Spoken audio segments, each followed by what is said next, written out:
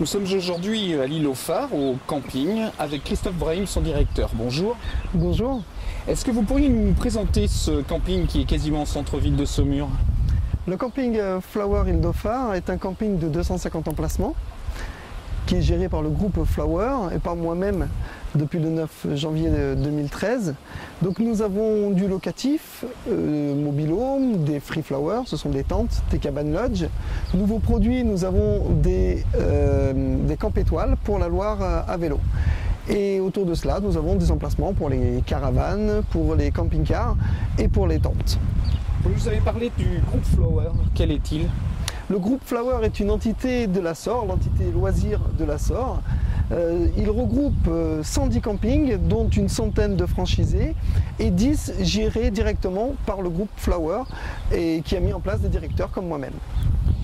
Quel est l'intérêt, quels sont les intérêts de Saumur vis-à-vis des touristes qui fréquentent ce camping? Il y a beaucoup de pôles attractifs autour de Saumur, bien sûr le Cadre Noir, tous les vignobles, la Loire à vélo. Beaucoup de gens passent par Saumur, notamment des étrangers de l'Europe du Nord, qui lorsqu'ils descendent dans le sud de la France ou même dans le centre de la France, font une petite halte à Saumur. C'est une des plus jolies vues de Saumur que vous avez là. Nous avons la chance d'être sur l'île de l'Île aux Phares et d'avoir la très belle vue sur le château de Saumur, sur l'abbaye, et nous sommes bien sûr entourés de la Loire, donc c'est reposant et tout en pouvant profiter bien sûr du panorama. Vous allez faire d'autres investissements? Vous en avez fait beaucoup, enfin le groupe en a fait beaucoup depuis 3 saisons. Quels vont être les autres investissements? Il est prévu de refaire la piscine, proposer une piscine couverte, quand bien même celle-ci soit déjà chauffée, proposer une piscine couverte afin d'élargir la possibilité de baignade sur les ailes de saison. Il est prévu de même d'ajouter des mobil-homes, remplacer d'anciens mobil-homes.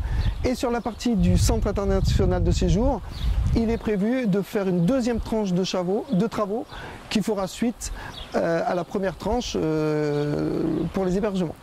Parce qu'en plus de il faut le préciser, en plus du camping, vous avez ce centre international de séjour qui est en quelque sorte une auberge de jeunesse.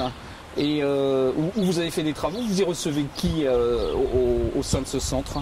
Au sein du centre international de séjour de Saumur, nous recevons des groupes, donc ce sont des groupes scolaires pour une ou plusieurs nuits qui viennent découvrir toute l'histoire de Saumur par le biais de visites de châteaux, par le biais de diverses visites comme le musée des blindés.